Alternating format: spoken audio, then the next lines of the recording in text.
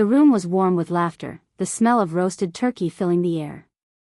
I had spent the whole morning helping in the kitchen, but no one really noticed. My daughter-in-law, Laura, clinked her glass to call for silence. She stood tall, her smile wide. To a family that survived without Mom, she announced.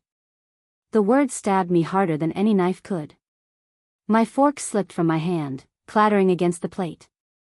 Around the table, a few people laughed nervously. Others looked away, pretending not to notice. My son shifted uncomfortably but said nothing. My chest tightened. I swallowed hard, forcing back tears. It wasn't just a joke.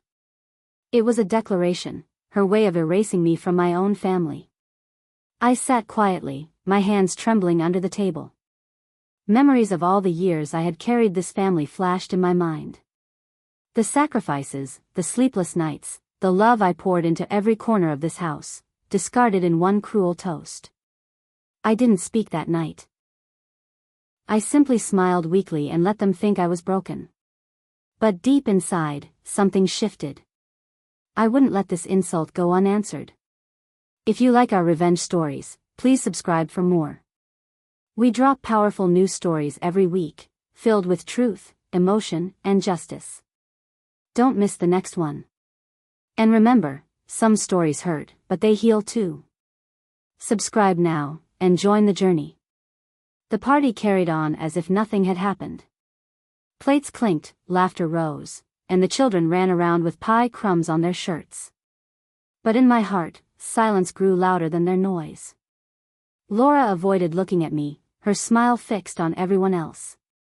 My son glanced my way once, his eyes full of guilt, but he turned back to carve the turkey without a word. That silence hurt even more than Laura's toast. I excused myself early, saying I was tired. Upstairs, in the quiet of my room, tears finally spilled. I pressed a pillow against my face to muffle the sound. How had I become invisible in my own family? Lying there, I thought of the years when every Thanksgiving was mine to prepare. The laughter back then had been warm, genuine, and full of love. Now I was a shadow sitting at the edge of their joy. But through my pain, another feeling stirred, a small spark of determination. They thought I was too weak, too forgotten, too unnecessary. Let them think that. Silence would be my cover. Patience would be my strength. And revenge would be my answer. The next morning, the house was quiet. The smell of leftovers lingered, but the warmth of family had long disappeared. I sat at the kitchen table with a cup of coffee, staring at the empty chairs. Laura's words replayed in my mind, a family that survived without Mom. I could almost hear her voice again, sharp and proud. My chest tightened, but instead of tears, I felt fire. I thought back to when my children were young. I had held 3 jobs at once just to keep food on the table. I walked through storms to bring them medicine, skipped meals so they could eat, and stayed up all night sewing clothes to save money. I hadn't just been part of this family, I was the backbone. And now? They had erased me. But erasing me was their biggest mistake. I opened my old wooden box, tucked away in the closet. Inside were documents, photos, and records, proof of everything I had built and provided. Proof that I wasn't just Mom. I was the reason this family still stood. As I closed the box, my decision was sealed. I would remind them exactly who I was. If you like our revenge stories, please subscribe for more. We drop powerful news stories every week, filled with truth, emotion, and justice. Don't miss the next one. And remember, some stories hurt, but they heal too. Subscribe now, and join the journey. The first step was small, so small no one noticed. I started keeping a journal. Each day, I wrote down things I saw, things I remembered, and little truths about the family that everyone else ignored. Laura controlled the household now, but I knew her weaknesses. She cared about appearances, about looking perfect to the neighbors and her friends.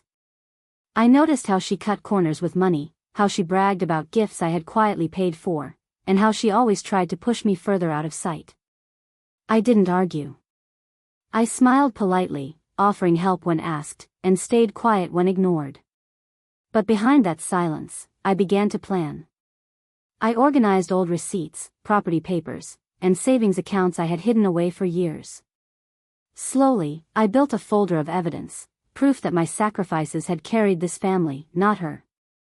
Each night, as the house slept, I added another piece to my puzzle. I wasn't rushing. Revenge, I realized, was not about speed. It was about patience. And with each small step, my strength grew. They thought I was finished. But I was only just beginning. For years, I had let myself fade into the background, believing my only role was to cook, clean, and quietly support. But as the days passed after Thanksgiving, I realized I still had talents, skills I had buried under sacrifice. I began in the kitchen. Not with their meals, but with my own. I experimented with recipes, sharpened old techniques, and found joy in creating dishes that reminded me of who I used to be. Cooking had always been my strength, and I was determined to reclaim it. Next came finances. I dusted off my old notebooks, the ones where I tracked every penny when times were hard. Numbers had once been my survival tool, and slowly, they became my weapon again. I spent mornings reading, relearning, and even watching online tutorials about business and budgeting. My mind, once dulled by years of neglect, began to sharpen. The more I practiced, the stronger I felt. Each skill was a brick, rebuilding the woman Laura tried to erase. I wasn't just preparing food or balancing numbers. I was rebuilding myself. And when the time came, these skills would be the very tools I'd use to strike back. It started small, almost invisible to the rest of the family. One evening, Laura hosted a dinner for her friends. She insisted on handling everything herself, but her roast came out dry, her side dishes tasteless. The guests forced smiles, pushing food around their plates. When Laura left the room, I quietly brought out a dish I had prepared earlier, just for myself. But when one of her guests caught a whiff, they begged for a taste. Soon, plates were filled with my food, laughter returned to the table, and everyone praised the flavor. Laura returned to see empty dishes and glowing faces. Her smile stiffened. "Oh, Mom just whipped something up," one guest explained, clapping me on the back. I didn't gloat. I just smiled kindly and said nothing. But inside, my heart swelled.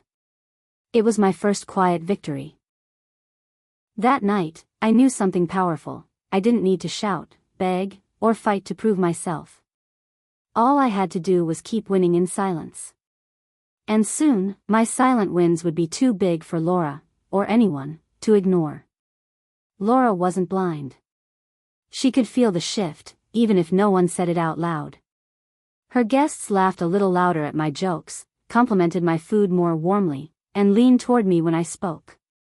It wasn't just the dinner.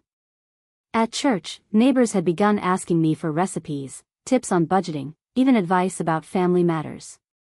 Slowly, I was regaining a place of respect, one Laura thought she had stolen for good.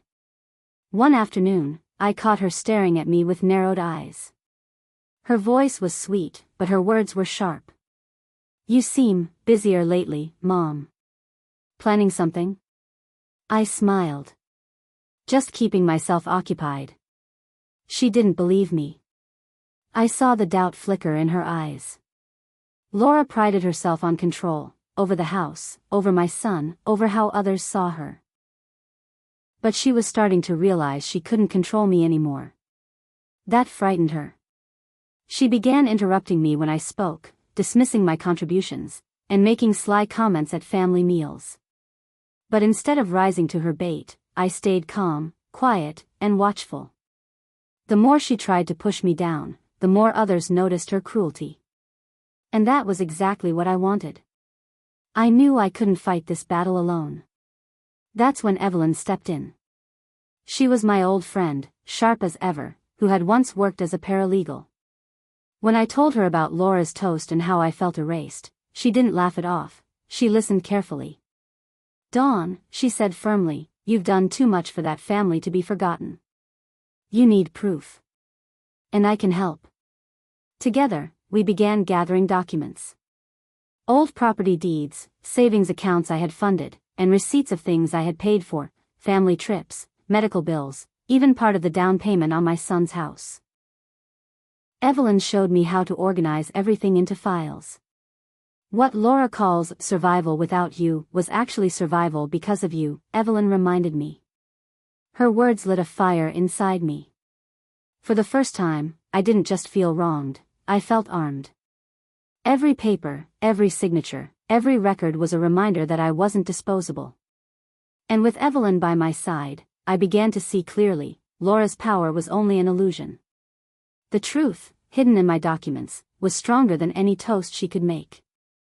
Evelyn wasn't my only supporter. Samantha, a younger neighbor who often visited to help with groceries, became another quiet ally. She had seen how Laura treated me, sharp comments, dismissive gestures, and fake smiles when others were around. One evening, as we unpacked vegetables together, Samantha said, "Mrs. Derrick, people notice more than you think.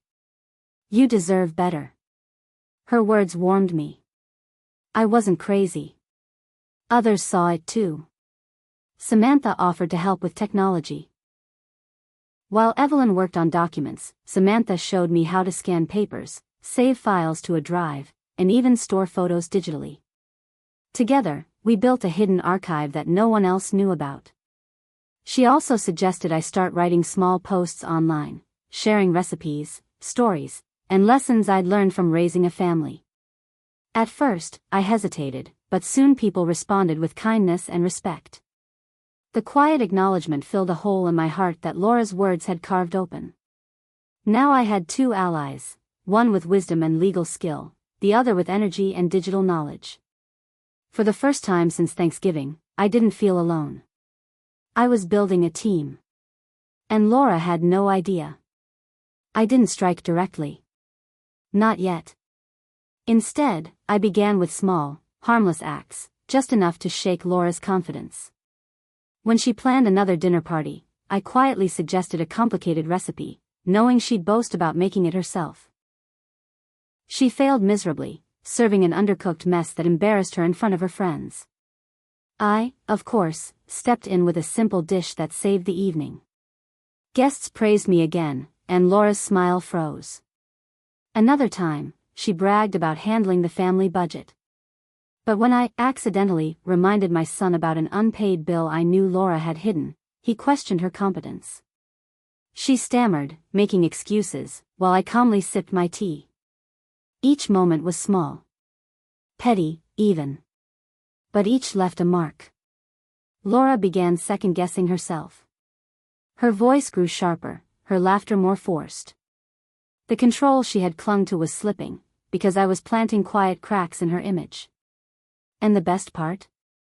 She couldn't prove a thing. To everyone else, I looked helpful, even kind. But Laura knew. And that knowledge was its own kind of torment. It surprised me how quickly the community rallied around me once I allowed myself to step forward again. At church, women who had barely spoken to me before now sought my advice on family matters. Neighbors dropped by for recipes, and some even asked if I could teach them simple cooking tricks. I started hosting small gatherings, not big feasts, just tea and cookies at my kitchen table. Word spread, and soon my living room was filled with laughter, questions, and gratitude. These people reminded me of something I had nearly forgotten: I was respected, valued, and seen. Laura hated it. She would peek in with a tight smile, pretending to be supportive, but her eyes burned with irritation. "So busy lately, Mom," she'd comment. "Don't wear yourself out." But I didn't feel worn out. I felt alive. For years, I had given everything quietly, with no thanks. Now, recognition was flowing back, not from my family, but from the community around me. And with every kind word I received, Laura's hold over the family grew weaker. I was no longer invisible. I was becoming undeniable. It happened almost by accident. Samantha convinced me to share one of my old recipes online, a simple apple pie I used to bake every Thanksgiving. She filmed me in the kitchen, my hands steady as I worked, and uploaded it to a community page. I thought nothing of it. But within days, the video spread. Comments poured in, reminds me of my grandma's pie. This woman is amazing. We need more of her recipes. By the end of the week, tens of thousands had watched it. Strangers sent messages asking for cooking tips, others wanted me to start a page of my own. When Laura found out, her reaction was priceless. She tried to laugh it off. Oh, just a silly video. Internet stuff never lasts. But the edge in her voice betrayed her. The truth was clear: the more people admired me, the less control she had. My presence, the very one she tried to erase, was now reaching farther than her carefully staged dinners ever had. The internet had given me something Laura couldn't take away. An audience that saw my worth. And that was just the beginning. The video's success brought new opportunities. Local shops offered to pay me for recipes, and a bakery even asked if I would consult for them. A little money began trickling in, not much, but enough to matter. That's when the tension started. My son noticed the deposits in my account and casually asked, "Mom, where's this from?" Before I could answer, Laura cut in. "Probably some mistake. We'll handle it." But it wasn't a mistake. It was mine. For the first time in years, I had my own income again. Laura grew restless. She prided herself on controlling the household finances, yet suddenly, I wasn't dependent on her, or my son. My freedom unnerved her. One evening, she snapped, "Why bother with this nonsense? You don't need extra money. We take care of you." I looked her straight in the eye and said calmly, "I like earning for myself." Her face tightened. That single statement shook her more than any insult could. Because she knew what it meant, I was no longer trapped. Money, even in small amounts, was power. And I was beginning to reclaim mine. With Evelyn's help, my file of documents was finally complete. It was thicker than I imagined, decades of proof that I had poured money, labor, and sacrifice into this family. There were receipts for medical bills I had covered when my son was young, letters from the bank showing I made payments on the house, even old checks proving I had contributed to family vacations Laura often bragged about. One night, Evelyn spread the papers across her dining table. "This isn't just history, Dawn. This is power," she said. I stared at the documents, my heart pounding. All those sleepless nights, all those sacrifices, they weren't invisible anymore. They were written in ink, stamped, signed, undeniable. Laura had tried to erase me with one cruel toast. But these papers told a different story. My family didn't survive without me. They survived because of me. For the first time, I realized I didn't just have the strength to fight back, I had the evidence to expose the truth. And when the right moment came, Laura wouldn't just be embarrassed. She would be undone. The chance for a direct clash came sooner than I expected. One afternoon, Laura cornered me in the kitchen. Her eyes were sharp, her voice laced with sugar. "Mom, people are starting to talk like you've done so much for this family. I think you might be exaggerating. Don't you think it's time to step back and let the younger ones shine?" Her words were a challenge, a warning. My heart raced, but I forced a calm smile. Instead of arguing, I replied softly, "I don't need to prove anything, Laura. The truth always speaks for itself." The calmness threw her off. She expected anger, tears, maybe even a fight. But I gave her nothing. That night, Evelyn called it strategic patience. She reminded me that revealing the evidence too early would only give Laura time to twist it.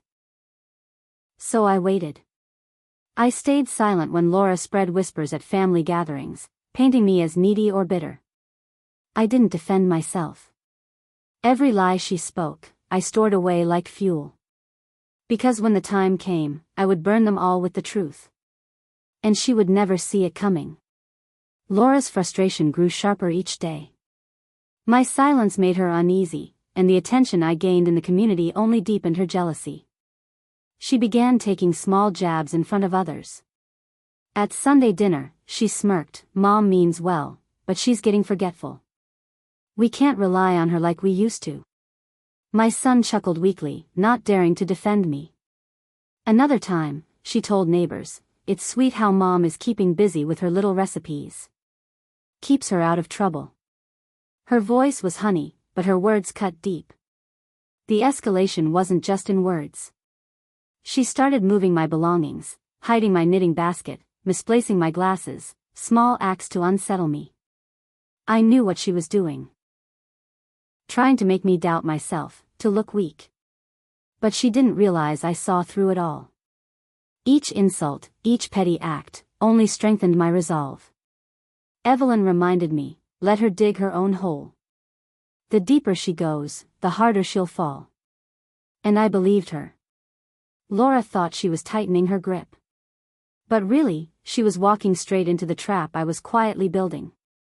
The balance in the house began to shift, almost too quietly for Laura to notice at first. My small wins, my calm silence, and my growing recognition outside the family created ripples she couldn't control. At the grocery store, people greeted me warmly, asking when my next recipe video would come out. At church, others whispered kind words about my strength. Even my son started hearing praise about me from his coworkers' wives who had watched my video online. One evening, he asked, almost shyly, "Mom, maybe you could teach Laura some of your recipes?" The request stung Laura, though she masked it with a thin smile. She was no longer the center of attention. I was.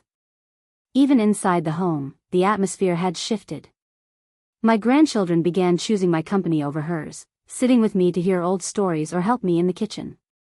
Their laughter, genuine and sweet, filled my heart with a joy Laura couldn't fake.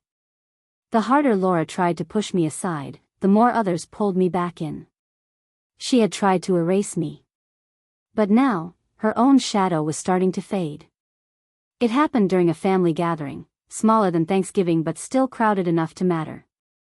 Laura bragged about planning a vacation, telling everyone she had managed the finances, all on her own. I stayed quiet, letting her talk, until my son asked how she afforded it. She hesitated, fumbling over numbers. That was my moment. I gently placed a folder on the table, one of the many Evelyn helped me prepare. "Actually," I said softly, "I covered the medical bills that freed up this money. I still have the receipts." The room fell silent. My son frowned, taking the papers from my hand. He scanned them quickly, realizing the truth. The color. Laura tried to laugh it off, but the damage was done. The illusion of her control had cracked. And I hadn't even revealed everything yet. That was just a taste of the truth. The rest was still to come. That night, after everyone left, my son came into my room. He held the folder in his hands, his eyes heavy with shame. "Mom," he whispered, "I didn't realize. You've done so much more than I ever knew." Hearing those words cracked something open in me. For years, I had carried the weight of being unseen, of giving and giving without acknowledgement. Now, finally, he was beginning to understand. Tears welled in my eyes, but I stayed composed. "I never needed thanks," I told him. "I just needed respect. Laura tried to erase me, and you let her." He lowered his head. "You're right. I'm sorry." It was the first apology I had heard from him in years. For the first time, I felt hope. Not just for revenge, but for healing. But I also knew this wasn't the end. One apology couldn't erase years of silence. The turning point wasn't his words. It was my realization, I didn't need his approval anymore. Whether they respected me or not, I had already reclaimed my strength. And soon, the world would see the full truth. The day of the community meeting arrived. The room was filled with neighbors, business owners, and even a few reporters. Laura sat in the front row, chin high, pretending nothing was wrong. When my name was called, I walked to the stage with steady steps. My hands didn't shake. My voice didn't crack. I began with the truth. Years ago, my family disowned me. They called me unsuccessful, unworthy, a burden. But what they didn't know is that the very programs they praised in this town came from me. Gasps rippled through the crowd as I held up documents, proof of my contributions. Photos, grants, awards, all with my name. Laura's face went pale. She shifted uncomfortably, whispering furiously to her husband. But the audience clapped, louder and louder, until the room shook with applause. For the first time, I wasn't the quiet shadow in the corner. I was the one in the spotlight, and the truth was undeniable. This was no longer just about my family's betrayal. It was about reclaiming my story in front of everyone who had once believed their lies. And I wasn't done yet. After my testimony, the cracks in Laura's perfect mask began to show. At first, she tried to laugh it off, claiming, "Oh, Dawn just exaggerated her role." But the documents I shared spoke louder than her words. Neighbors who once admired her started asking questions. Reporters pressed for details. Why wasn't Dawn credited before? Why hide her involvement? My son, Michael, looked torn. For years, he had followed Laura's lead, but now doubt flickered across his face. He avoided her sharp glares and shifted uncomfortably when people congratulated me. At home, arguments exploded. Evelyn later told me she overheard Laura snapping at Michael, "If your mother keeps this up, we'll lose everything." The image of a flawless family was shattering. And once the first crack appeared, it spread quickly. The community they relied on for respect no longer trusted them. Their friends grew distant, support dwindled, and whispers replaced smiles. For the first time, Laura wasn't untouchable. The wall she built to erase me was crumbling, and she couldn't stop it. The question now wasn't if she would fall, but how hard. The fallout hit Laura and Michael faster than they expected. The local community group, which once praised their leadership, voted them out of their positions. Invitations to events stopped arriving. Even neighbors avoided eye contact. I didn't gloat, but I felt a quiet satisfaction. For years, they had erased me from my own family's story, and now the truth was reclaiming space. Financially, their troubles deepened. Businesses they partnered with backed away, not wanting to be tied to the scandal. Michael's work opportunities dried up, and Laura's side projects fell apart. At home, tensions reached a breaking point. Evelyn told me she overheard Michael slam a door and shout, "You've ruined everything," while Laura fired back, blaming me. But I hadn't ruined anything. Their lies had. Meanwhile, people approached me with kindness. Old friends called, neighbors offered support, and even strangers wrote letters saying my resilience inspired them. For once, I felt seen, not as a burden, not as a ghost, but as Dawn Derrick, the mother and woman who refused to stay erased. Their consequences were self-made. And it was only the beginning. I finally decided it was time. No shouting, no drama, just the truth, face to face. I invited Laura and Michael to meet me at a small cafe in town. They arrived stiff and guarded, their eyes darting like cornered animals. I stayed calm, sipping my tea before speaking. "You tried to erase me," I began softly. But the truth came out. "You should understand, I never wanted revenge. I only wanted respect."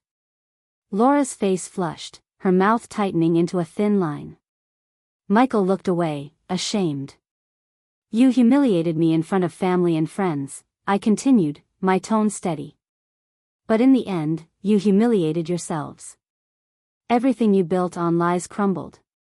For a moment, silence hung heavy between us. Laura opened her mouth, then closed it, realizing there was nothing to defend. I leaned forward. "I won't fight you anymore. I've already won by simply living my life with dignity. That's something you can't take." They left the cafe without a word, shadows of their former selves. I didn't feel triumphant. I felt free. The war was over. Life has a way of balancing the scales without force. Laura and Michael had spent years trying to build their image on control, wealth, and appearances. Now, people whispered their names with pity instead of respect. Ironically, the very community events they once excluded me from began inviting me as a guest of honor. I was asked to speak at a women's circle about resilience and family. When I shared my story, no names were needed, everyone already knew. Evelyn, who had once been caught in the middle, hugged me tightly afterward. "Mom, you taught me what strength looks like." Her words meant more than any apology Laura could ever muster. As for Laura, she was forced to step back. Her name became linked to betrayal and cruelty. She couldn't escape it. Michael, too, carried the weight of his choices, but unlike Laura, he seemed quietly remorseful. The poetic justice was clear: they tried to erase me, but ended up erasing themselves. And all I did was stay patient, gather truth, and let the world see. It was justice without rage. Thanksgiving came again, but this year felt different. The table was smaller, quieter, yet filled with genuine warmth. Evelyn sat beside me, her children giggling as they passed the rolls. Chad, my loyal friend, joined us, sharing stories that made us laugh until tears rolled down our cheeks. No fake smiles. No cruel toasts. Just family, real and present. As I looked around, I realized that the pain of last year had transformed me. I was no longer the silent mother standing in the shadows. I was the woman who had faced betrayal, gathered her dignity, and shown the truth. Evelyn raised her glass and said, "To Mom, the heart of this family." This time, the toast rang with sincerity. My heart swelled as I smiled, finally at peace. The past no longer chained me. The future stretched open with possibilities. I had not only survived, I had rebuilt. And that was my true revenge: living, thriving, and being loved as I always deserved. It was not an ending. It was my new beginning. If this story moved you, don't forget to like the video, subscribe for more powerful narratives, and share your thoughts in the comments. We'd love to hear what part hit you the hardest. Thanks for watching.